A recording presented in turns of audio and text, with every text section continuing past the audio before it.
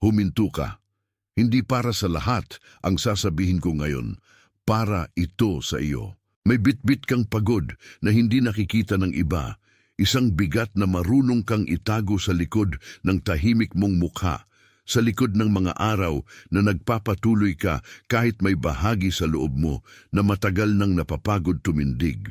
At ngayong gabi, malalaman mo kung bakit tila may humihinto sa mga pinto na dapat sana ay bumubukas, kung bakit ang ilang dasal mo ay parang bumabalik na walang tunog, at kung bakit may bagay sa iyo na matagal nang naghihintay ng pagkilala. Manatili ka rito, dahil may ipapaliwanag akong hindi basta pakiramdam lamang. Sa dulo nito, makikilala mo ang mga palatandaang matagal nang sumusunod sa iyo. Mauunawaan mo ang iisang balangkas na tahimik na gumuguhit sa iyong paglalakad, at maririnig mo ang isang pahayag na hindi ko sinasabing para lang puna ng hangin, kundi dahil ito ang dahilan kung bakit ka dinala rito ngayong gabi. Hindi ito nangyari sa iyo nang walang dahilan. Dinala ka rito sa tamang oras, sa isang tahimik na pag-aatas na hindi mo kailangang ipaliwanag kanino man, dahil may mga salitang dumarating hindi sa ingay, kundi sa eksaktong sandali na handa ka nang makarinig. May ilang araw na napapansin mong may gumagalaw sa loob mo, ngunit hindi mo pa iyon maipangalan. May mga sandaling nagigising ka na parang may tumawag sa pangalan mo kahit walang tunog sa paligid. May bigat sa dibdib na hindi kasinlaki ng problema, pero sapat para baguhin ang paraan ng paghinga mo, sapat para maramdaman mong may iba sa hangin. May mga gabi ring bigla kang napapahinto habang nakatingin sa kisame o sa madilim na sulok ng silid, at hindi mo alam kung bakit may pamilyar na sakit na dumarating ng walang paunang babala. Hindi ka nag-iisip ng trahedya, hindi ka gumagawa ng gulo sa isip mo, pero bigla kang nadadapuan ng damdaming, parang may kulang, parang may tawag, parang may gustong magsabi ng isang bagay na matagal nang ipinagpapaliban. At kapag sinusubukan mong ipaliwanag ito, wala kang maibigay na lohika. Sasabihin mo sa sarili mo, baka napapagod. Pansin, kailangan mong maghanda ngayon. Naghanda ako ng eksklusibong material para sa mga nararamdamang inihiwalay para sa mas dakilang layunin, ngunit nabubuhay na napapaligiran ng ingay, mga abala at mental overload.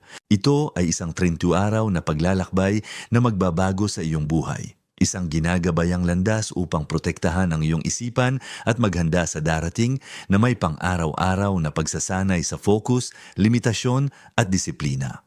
Itigil mo na ang pakikipag-usap sa ingay. Matutunan mong tukuyin ang mga abala bago kanila kontrolin at palakasin ang iyong isipan. Available din sa immersive audio version. Mahigit 10,000 mambabasa na ang nagbago ng kanilang buhay sa pamamagitan ng 30 araw na paglalakbay.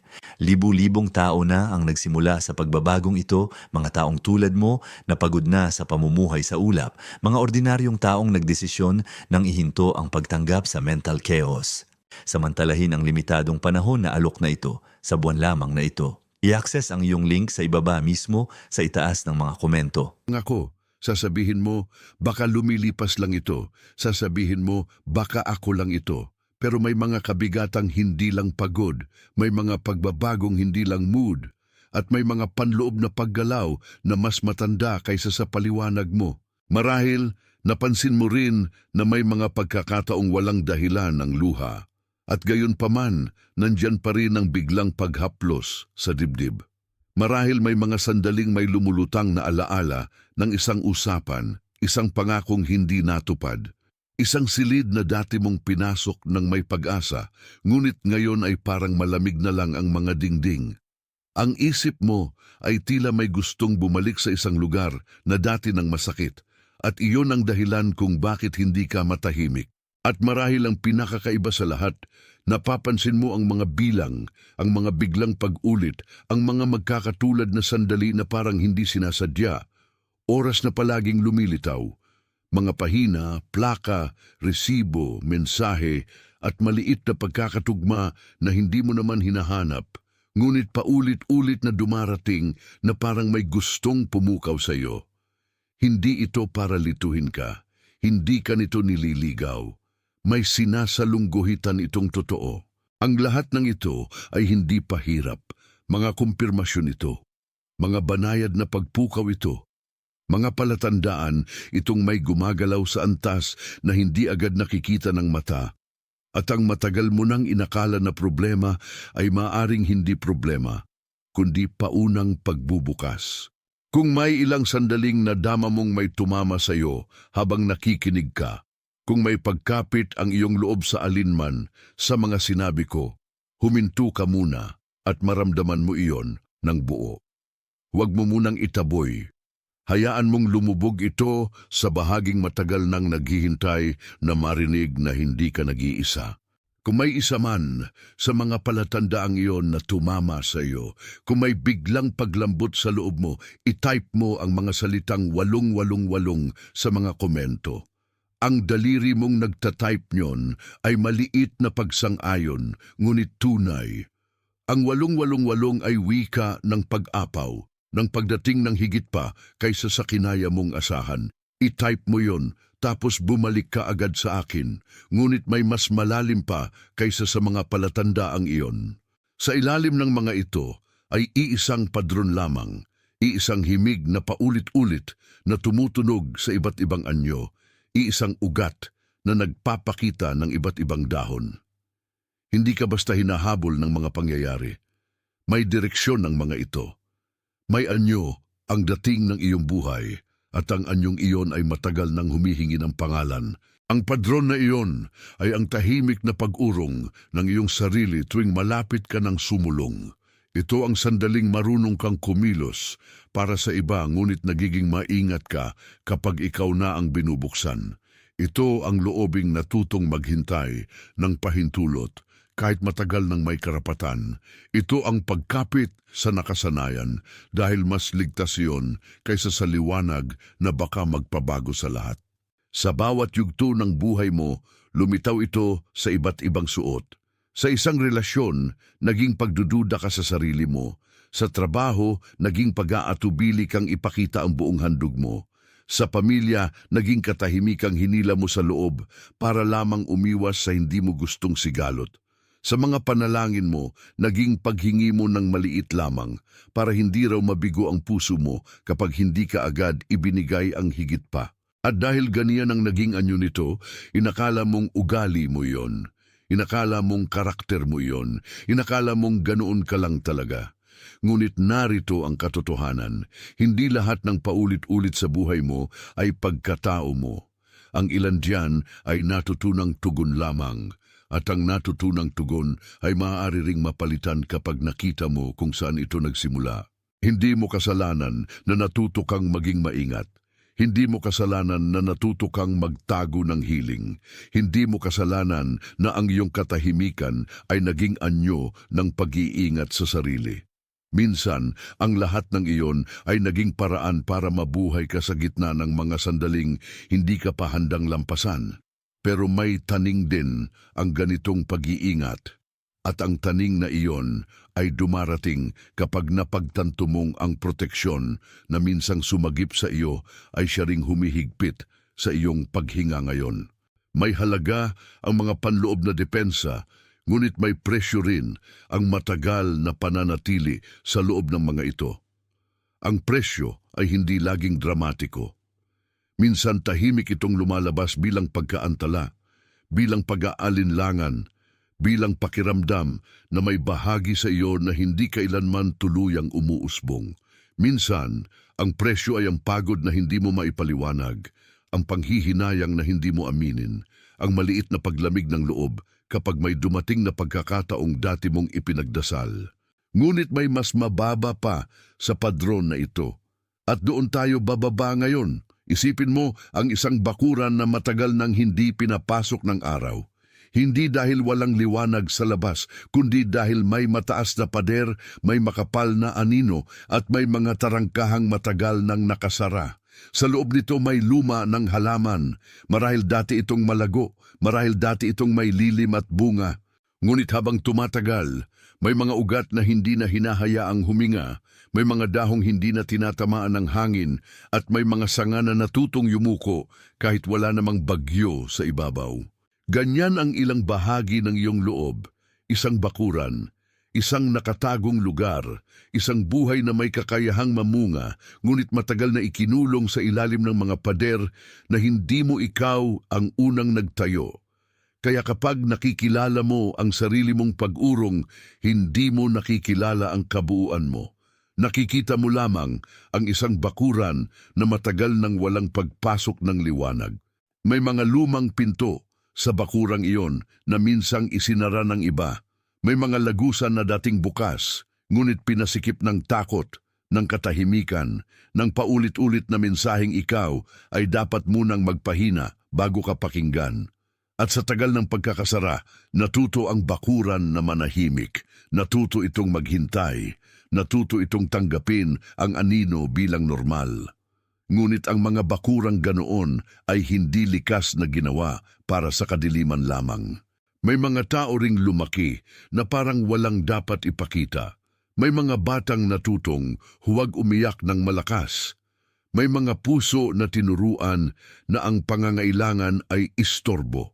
May mga kamay na inutusan na huwag na raw mangarap ng sobra. At kapag tumanda ang gayong puso, dala-dala nito ang isang bakurang may matandang tarangkahan, isang bakurang marunong na lamang magbantay sa sarili kaysa magbukas sa liwanag. Kung iyan ang larawan ng iyong loob, marahil mas nauunawaan mo ngayon kung bakit may mga pangyayaring sabay-sabay na parang dumarating upang tumama sa parehong luma at tahimik na sugat. Hindi ka binabaliwala ng langit, hindi ka pinapahiya ng buhay. May mga bagay lamang na hindi na maaring manatiling nakatago sa likod ng pader na yon ng matagal pa. Darating at darating ang hangin. Darating at darating ang liwanag. Darating at darating ang paggalaw sa mga nakaipong sulok. At sa pagdating nito, hindi lahat ay agad magiging komportable. Ang unang galaw ng liwanag sa matagal ng madilim na bakuran ay maaaring magdulot ng pagkurap, ng hapdi, ng sandaling pagtutol. Ngunit, ang pagtutol ay hindi palatandaan na mali ang liwanag. Minsan ang pagtutol ay patunay lamang na may matagal nang namatay na bahagi ang muling ginigising. Kung nararamdaman mo iyan, kung ang bakurang iyon ay parang larawan ng iyong sarili, huminga ka muna ng dahan-dahan. Huwag mong dalhin agad sa paliwanag ang lahat. Hayaang maramdaman ng loob mo na may nakikitang pamilyar sa iyo ngayon. At sa pagkilalang iyon, may isang tahimik na pagbubukas na nagsisimula. Kung ang bakurang iyon ay tumama sa iyo sa isang lugar na hindi mo maipaliwanag, i-type mo ang mga salitang isa-isa-isa-isa sa mga komento. Ang isa-isa-isa-isa ay hindi pagtatakda ng kapalaran, kundi pagkumpirma ng pag-aayos, sandaling dumadampi ang loob sa tamang pagkakahanay. I-type mo yon, tapos bumalik ka agad sa akin. Dahil kapag may nagsimulang bumukas sa bakuran, may sumusunod na paggalaw na hindi mo pa nakikita ng buo. Hindi lang pala pagod ang pinanggagalingan ng katahimikan mo. Hindi lang pala ugali ang pag-iingat mo. May mga bakas na nagugat ng mas maaga sa panahong natutunan mong ang katahimikan ay mas ligtas kaysa pagsasalita, na ang pagliit ay mas ligtas kaysa pagningning, na ang pagbabantay sa sarili ay mas ligtas kaysa pagpayag na makita. Isipin mo ang bakuran na iyon muli. Sa simula, wala kang nakikita kundi pader, tarangkahan at lilim. Ngunit may lumang balon sa gitna nito at sa balon na iyon matagal nang walang umaalingaw-ngaw na bagong boses. Ang ilan sa mga pananalitang sinabi sa iyo noon ay parang batong inihulog doon. Huwag kang maging abala. Huwag mong ipakita iyan. Maghintay ka. Baka mali ka. Baka sobra ka. Kaya ang balon ay naging lugar ng lahat ng hindi nasabi. At ang iyong boses ay natutong bumaba sa ilalim bago pa man ito marinig. Yan ang dahilan kung bakit kapag gusto mong magsalita ng totoo, minsan parang may pumipigil. Hindi ito kawalan ng laman. Ito ang tunog ng isang boses na matagal nang inilibing sa ilalim ng mga paulit-ulit na mensahe. Kapag gusto mong humiling, may isang lumang tinig na nagsasabing maghinay-hinay ka. Kapag gusto mong lumabas, may isang lumang pader na nagsasabing manatili ka muna. Kapag gusto mong magtiwala, may isang lumang anino na nagsasabing huwag kang sumugal. Ngunit ang balon ay hindi nawalan ng tubig. Ang bakuran ay hindi naubos ang buhay. Ang tarangkahan ay hindi laging mananatiling sarado. Ang mga lumang mensahe ay maaaring umalingaw-ngaw ng paulit-ulit, pero ang umuulit ay hindi laging totoo. Minsan, ang inuulit lang ay ang sinang-ayunang takot na hindi na sinuri kung para kanino pa ba iyon ngayon. Kapag nakikita mo ang sarili mo sa bakuran na ito, hindi ka inaatake ng nakaraan. Binibisita ka nito upang makita mo kung ano ang kailangan ng mabawi. Dahil may mga bagay na matagal nang hindi nawawala, pinatahimik lamang. May mga kakayahan na tila nawala. Hindi lang nila natanggap ang puwang para lumabas. May mga pangarap na hindi namatay, nakapahinga lamang sila sa ilalim ng alikabok ng matagal na pag-aalinlangan. At iyan ang mahalagang pagliko. Ang problema ay hindi ang buhay mo. Ang problema ay ang matagal na pananatili mo sa isang paraan ng pamumuhay na minana mo sa panahon ng pangangailangang magtago. Kaya ngayon, sa halip na tanungin kung bakit ka mahina, tanungin mo kung kailan ka natutong maging mas maliit kaysa sa nilikha kang maging. Doon nagsisimula ang pagbabalik. Kung ang bakurang iyon ay nagsimula ng gumalaw sa iyong isipan, manatili ka pa rito sa isang sandali. Huwag mo munang isara ang pinto sa nakita mo. May mas mahalagang bagay na lalabas mula sa paggalaw na iyan kaysa sa dati mong iniwasan. At kung may pagdiin sa loob mo, kung parang may lumang tarangkahan ang bahagyang umuurong sa kabigatan ng hangin, itype mo ang mga salitang nakikita ko ito sa mga komento. Itype mo yon ng dahan-dahan. Ang bakuran na biglang kinilala ay mas madaling nagiging bukas. Ang nakikitang malinaw ay hindi na kasing daling ikinukubli. Itype mo iyon, tapos bumalik ka agad sa akin. Dahil ang pagbalik na kailangan mo ay hindi pagtakbo pabalik sa dating takot. Ang pagbalik na kailangan mo ay pagpasok sa bakuran na may liwanag sa iyong mga kamay. Hindi mo kailangang mag-imbento ng bagong sarili. Kailangan mo lamang bumalik sa sarili mong hindi na kailangang maglaho para lamang mapanatili ang kapayapaan ng iba. Hindi mo kailangang patunayan na karapat-dapat ka sa espasyo. Hindi mo kailangang paulit-ulit na labanan ang bawat paghinga mo. Ang kailangan mo ay tanggapin na ang isang bagay sa loob mo ay matagal nang hinihintay na hindi na ito puwersahang pigilin. Ang pagbabalik ay marahan. Hindi ito biglang pagsabog. Hindi ito marahas na pag-ungol. Ito ay pagkatok sa matagal ng saradong pinto. Ito ay pag-upo sa gitna ng bakuran at pagtingin sa paligid ng walang paghingi ng tawad. Ito ay pagsasabi sa sarili mo na ang liwanag ay hindi kalaban. Ito ay pagtanggap na ang nakaraan ay may sinabi sa iyo, ngunit hindi ito ang may huling salita. Ang pagbabalik ay kapag hindi mo na pinapaniwalaan ang lahat ng lumang boses na nag-utos sa iyong magliit. Kapag hindi mo na hinihintay ang perpektong pakiramdam bago magsimula. Kapag pinapahintulutan mong gumalaw ang buhay kahit nanginginig pa ang kamay mo. Kapag inuuna mo ang katotohanang may puwang sa iyo na hindi na kailangang takpan ng takot. Walang kailangang idagdag para maging karapat-dapat ka sa pagbubukas na ito. Wala kang kailangang bilhin. Wala kang kailangang ipakita. Wala kang kailangang ipagpakitang gilas sa sarili mo. Ang tanging kailangan mo ay pumayag na ang lumang bakuran ay hindi na mananatiling dun lamang sa mga anino. May lumang tarangkahang marunong ng kumalas kapag tinawag sa tamang pangalan. Kaya hindi ko sinasabing magsimula ka sa lahat ng sabay-sabay. Sinasabi kong magsimula ka sa pagtanggap. Sa pagtanggap may unti-unting paglilinis. Sa paglilinis may malinaw na espasyo. Sa espasyong iyon, may maririnig ka na hindi mo marinig noong masyado kang abala sa pagdepensa. Ang iyong sariling buhay ay mas malawak kaysa sa mga limitasyong inakala mong likas. May isang simpleng gawa ng pag-aalaga na maaari mong buhatin ngayon. Pangalanan mo bawat umaga ang tarangkahang hindi mo na gustong bantayan ng may takot. Sabihin mo sa sarili mo, hindi ako nakatali sa lumang pagkubli.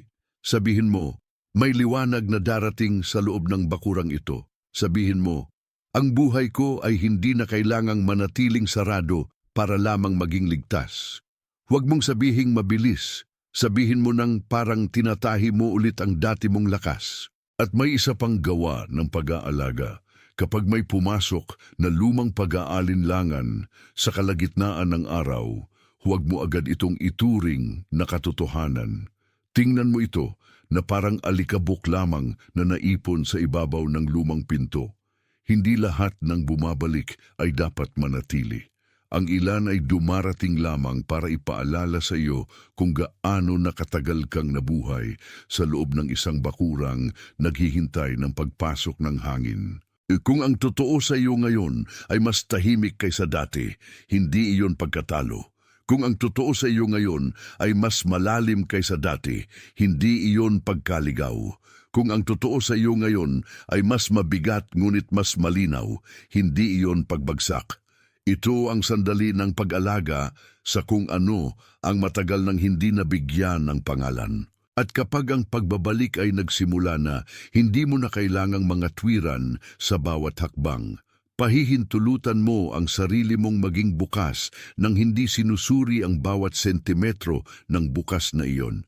Pahihintulutan mo ang sarili mong tumindig nang hindi agad humihingi ng permiso. Pahihintulutan mo ang sarili mong mabuhay nang hindi minamadali ang proseso ng muling pagsibol. Hindi mo kailangang sumigaw para mapansin ang pagdating ng bunga. Minsan sapat na ang tahimik na pag-usbong sa ilalim ng lupa.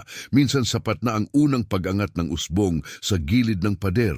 Minsan sapat na ang paglipat ng hangin sa loob ng bakuran para malaman mong may nagbabago na kahit hindi pa ito buong buo. At kung may isang bagay na nararapat mong alagaan ngayong gabi, iyon ay ang paniniwalang hindi pa tapos ang bakuran mo.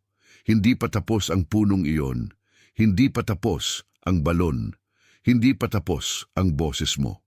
Ang lahat ng ito ay buhay, at ang buhay ay marunong muling umakyat kapag pinahintulutan. Kapag ang bakurang ito ay kumilos sa loob mo, may pakiramdam na parang may pamilyar na nagbalik. Kung ganoon ang nangyari, huwag mo itong takasan. May saksi sa pagdating na ito at ang saksing iyon ay ang sarili mong loob na matagal nang naghihintay ng kumpirmasyon. Kung may bahagi sa iyo na tahimik na nagsabing oo, i-type mo ang mga salitang handa na ako sa mga komento. Huwag mo itong gawing pakiusap. Gawin mo itong pahayag. Hayaan mong ang pagkilala ay manatili sa sarili mong talaan. I-type mo yon, tapos bumalik ka agad sa akin. At ngayon, marahil napapansin mo na hindi na lang ito tungkol sa mga palatandaan, ni sa padron, ni sa bakuran. Ito ay tungkol sa kung sino ka kapag hindi ka na nagtatago sa anino. May isang bigat na lumalabas mula sa iyo kapag kinikilala mo ang sarili mong tahanan. May isang tahimik na dignidad na bumabalik kapag hindi mo na ipinagpapalit ang kabuuan mo para sa pansamantalang katahimikan. May isang uri ng kapayapaan na hindi galing sa pag-iwas, kundi sa matuwid na pagtindig. At iyon ang kapayapaan na hindi madaling sirain. Hindi ito pagsisikap na maging ibang tao. Ito ay pagbabalik sa taong hindi mo na kailangang ipaliwanag. Ito ay pagyakap sa pagkataong hindi kailangang magmakaawa para sa espasyo. Ito ay pagtigil sa walang katapusang pagsusuri sa sarili na parang ikaw ang kaso at hindi ang sugat. Ang totoo, ang saklaw ng iyong buhay ay palaging mas malawak kaysa sa mga lumang bilanggong pinaniwalaan mong tahanan mo. May mga araw na muling may aalingaw-ngaw na lumang boses. Huwag kang matakot kapag nangyari iyon. Ang mga lumang boses ay madalas sumisigaw ng mas malakas kapag natatakot silang mawalan ng hawak. Ngunit ngayon, mas malinaw ka na kaysa dati. Hindi ka na basta tatawagin ng dating takot at susunod ka agad. May pagtingin ka na sa kabuuan at ang pagtingin iyon ay nagsisimula ng magtakda ng hangganan. Ang iyong hangganan ngayon ay hindi dingding ng takot. Ito ay pinto ng karunungan. Pinapapasok nito ang liwanag. Pinipigilan nito ang lumang kadiliman. Pinapanatili nito ang buhay na hindi na kailangang magkubli. Iyan ang tunay na lakas, hindi ang laging pagigting, kundi ang tahimik na kakayahang pumili kung ano ang maaaring manatili at kung ano ang dapat nang lumisan. Kaya hindi ako nagdadala sa iyo ng listahan ng 10 hakbang o 5 diskarte. Dinadala kita sa pagbubukas, dinadala kita sa pag-alala, dinadala kita sa pagtanggap na ang pag-ayos ay nagsisimula kapag tumigil kang makipag-away sa pintong gusto ng bumukas. Ang pagbubukas na ito ay hindi gawa ng presyon, gawa ito ng pagkilala. At habang kinikilala mo ito, may kasama kang hindi mo kailangang makita ng iba para maging totoo. May tahimik na katuwang sa loob mo na marunong nang pumaroon sa liwanag, marunong na siyang tumindig, marunong na siyang huminga, marunong na siyang tumanggap ng hindi nagtatago. Kung ang pakiramdam mo ngayon ay may isang bagay na nagsara sa tamang lugar, hayaan mong manatili roon ang pagkilalang iyon. Huwag mo nang piliting palayasin ito sa isip mo. Minsan, ang pinakamahalagang paglipat ay walang ingay. Minsan, ang pinakamahalagang pag-oo ay naririnig lamang sa loob. Kung may dumating sa isip mo habang binabasa o pinakikinggan mo ito, marahil hindi lang iyon alaala. Marahil may isang mukha na nakasilip, isang taong laging tahimik, ngunit matiyaga, isang pusong laging pagod, ngunit patuloy na nagbibigay, isang taong may bitbit na mabigat, pero bihirang magsalita tungkol dito. Maaring siya ang isa sa mga dinala sa iyo ng sandaling ito. Ibahagi mo ito sa taong iyon, hindi bilang mungkahi, bilang paghahatid, katulad ng paraan ng pagdating nito sa iyo ngayong gabi, sa tamang oras, sa tamang sandali, na parabang matagal na itong nakatakdang marinig ng isa pang puso. Hindi para sa alinman sa mga bagay na ginawa mo ito dumarating. Hindi dahil sapat ka na lamang sa sariling lakas. Hindi dahil nakipagsapalaran ka ng walang takot. Dumarating ito dahil matagal ka nang tinatawag sa mas buong anyo ng iyong sarili. At ngayon ay hindi mo na kailangang ipagpaliban ang tugon. Ikaw ay kinikilala, ikaw ay tinatawag, ikaw ay itinataguyod, ikaw ay ipinapasa mula sa anino patungo sa liwanag. Ikaw ay inilalabas mula sa lumang bakuran patungo sa bukas na hangin. Ikaw ay binibigyan ng puwang na matagal nang para sa iyo. Ikaw ay hindi na maliit sa harap ng kung ano ang totoo. Ikaw ay hindi na nakatali sa lumang pader. Ikaw ay hindi na kailangang manirahan sa takot na minana mo lamang. Ikaw ay pinapayagang bumalik. Ikaw ay pinapayagang tumindig. Ikaw ay pinapayagang maging buo. Sa sandaling ito, sa iba't ibang dako ng mundo, may mga pusong tumatanggap ng parehong pagkilala. May mga katahimikang napapansin na hindi pala kahinaan. May mga bakurang nagsisimulang huminga muli. Hindi ka nag-iisa sa pagdinig na ito. Bahagi ka ng isang paggalaw na hindi kailangang sumigaw para maging tunay, isang pag-alala na tahimik, ngunit matibay, isang pagdating na matagal nang pinaghandaan ng loob. Nakatala na ito. Pansin, kailangan mong maghanda ngayon. Naghanda ako ng eksklusibong material para sa mga nararamdamang inihiwalay para sa mas dakilang layunin, ngunit nabubuhay na napapaligiran ng ingay, mga abala at mental overload. Ito ay isang 30 araw na paglalakbay na magbabago sa iyong buhay. Isang ginagabayang landas upang protektahan ang iyong isipan at maghanda sa darating na may pang-araw-araw na pagsasanay sa focus, limitasyon at disiplina. Itigil mo na ang pakikipag-usap sa ingay. Matutunan mong tukuyin ang mga abala bago kanila kontrolin at palakasin ang iyong isipan. Available din sa immersive audio version. Mahigit 10,000 mambabasa na ang nagbago ng kanilang buhay sa pamamagitan ng 30 araw na paglalakbay. Libu-libong tao na ang nagsimula sa pagbabagong ito, mga taong tulad mo na pagod na sa pamumuhay sa ulap, mga ordinaryong taong nagdesisyon nang ihinto ang pagtanggap sa mental chaos. Samantalahin ang limitadong panahon na alok na ito sa buwan lamang na ito. I-access ang iyong link sa ibaba mismo sa itaas ng mga komento.